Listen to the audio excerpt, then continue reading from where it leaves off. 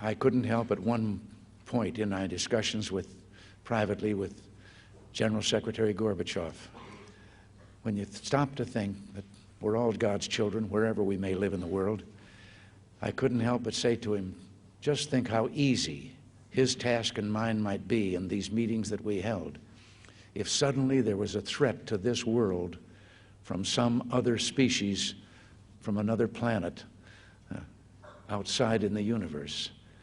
We'd forget all the little local differences that we have between our countries, and we would find out once and for all that we really are all human beings here on this earth together.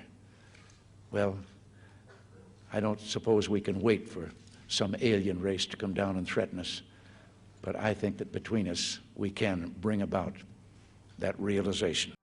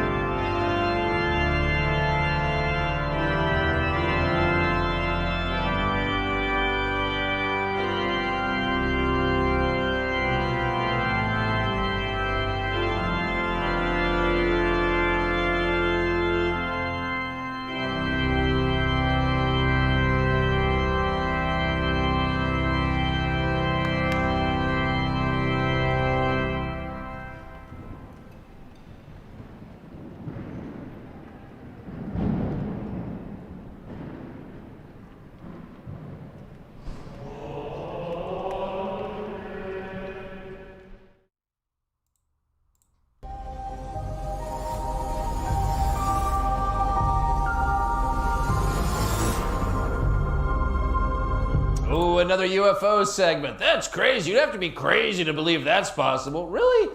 Is it any crazier than what's coming out of, say, your average White House briefing? No, it really isn't. So with that in mind, a fascinating conference today. See, they're still talking about, you know, it's crazy people. But again, you have to remember, this is official Pentagon. You know, again, I'm going to keep reiterating this. I'm not stating this because I believe anything that's coming out of there or whatever. What I'm saying is you can read between the lines and see a story being laid. Okay? About UFOs and nuclear weapons that took place in Washington. At it, a U.S. Air Force captain called David Shindelli said he was part of an incident in which a UFO disabled 10 nuclear ICBM missiles. Here's part of what he said.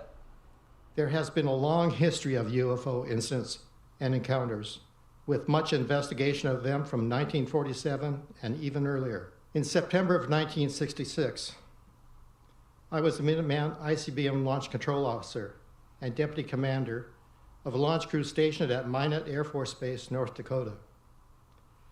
I was involved in a UFO incident at that time where a flying object tampered with and took down a total of 10 nuclear-tipped ICBM missiles by rendering them unlaunchable. Tom Rogan is one of the rare serious journalists, actual journalists, in Washington. So, as I say, that's quite a massive type of statement you come out with. Again, you know, I've stated that I don't believe anything that's going on. You know, I'm just trying to, you know, read between the lines and see what grounds are being laid here. Again, you can ask simple questions. You know, are they coming out with this spin to try and, you know, have a perception that these UFOs or whoever's in control of them are some form of benevolent, you know, force? Well, if you were going to suggest that, I would ask a simple question: why do these benevolent forces no step in to deal with, you know, abuse of children or innocence in any way, shape or form? I mean, you know, I could look at there and say as part of a view that, as I've stated before, this reality may just be a free-for-all. It may just be an experience of a certain technology. There is no real, you know, end game to it. There is no real transcendent meaning. It's just a technology of experience, and it's a canvas, and you can paint whatever you want when you're here. Again, I'm offering that as a postulation, right? No a belief or an affirmed statement, for fuck's sake.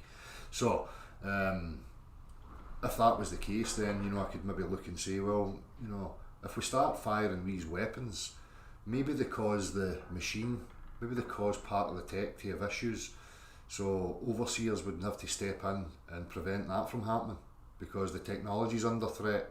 Never mind what's going on in the contents of them, because none of that really matters, but in order to maintain the tech, you know, we can't have you lot setting off fucking detonations that are causing issues. Again, just a possibility, right? I'm offering this up here because I see it being built in the background. It's something I've been aware of for a long time, and now it's coming to fruition. And when you hear statements like that, you know, official military, Pentagon, you know, firing the missiles, UFOs rendered them, you know, inoperable. That's fucking massive, if you ask me. So, again, I'll extend the aspects of this, you know, and add it to the topic of discussion on Saturday, because I think it all kind of ties in, you know, other life forms and whatever. Again, you know, the perceptions of other life forms. If there's extra territories across the way, you can probably bet your arse that there's other beings that look exactly like us. Maybe, you know, we're descendants of beings in some other pond. You know, who the fuck knows? Anything's possible. All I know is that the stories that I'm being told are utter crap. And, you know, it opens the mind up and excites the mind to the real possibilities, because the globe earth space fantasy drivel just closes you off.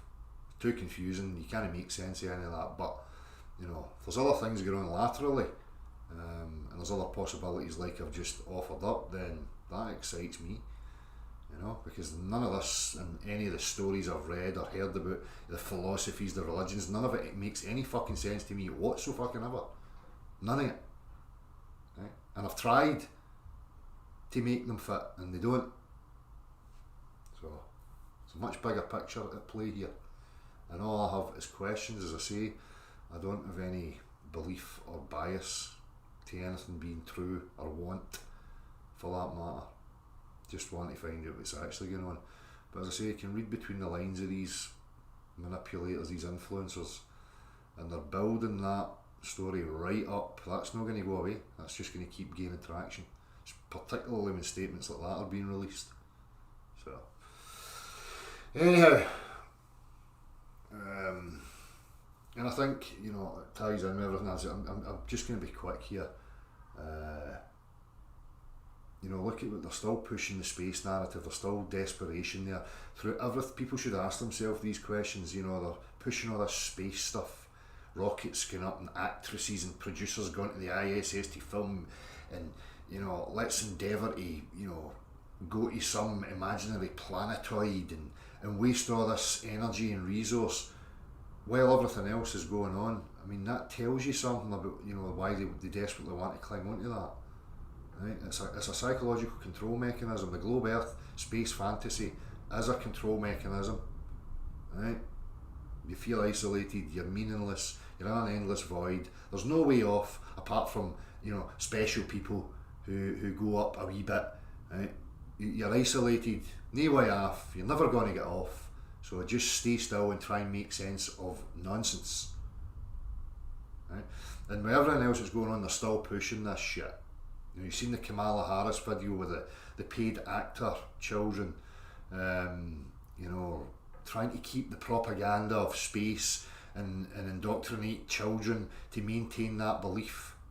Right? Amongst everything else that's going on, why would that even be relevant?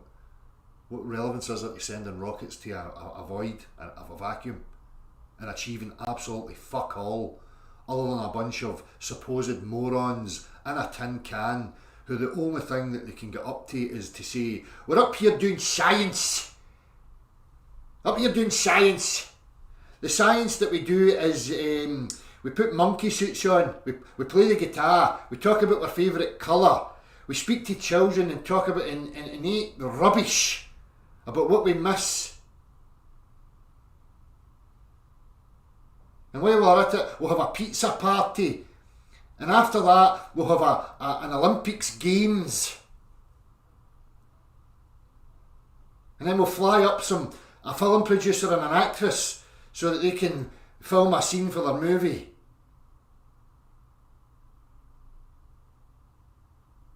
Who the fuck is that benefiting? What progress is being made in any of that shite?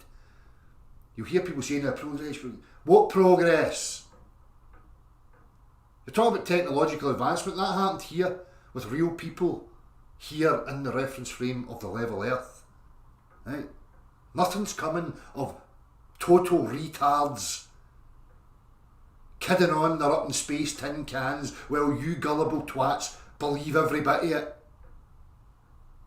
It's meaningless drivel that does nothing for anybody.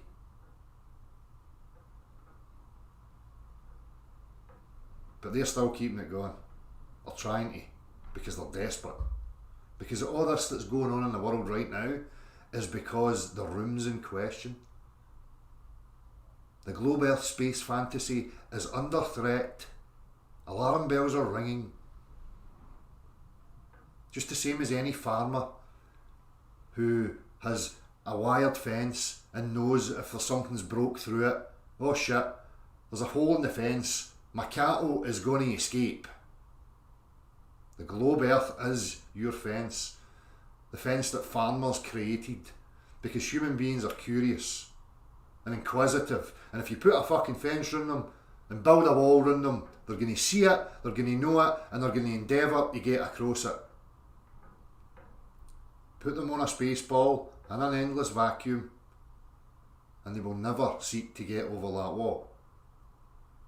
We have before us the opportunity to forge for ourselves and for future generations a new world order, a world where the rule of law, not the law of the jungle, governs the conduct of nations.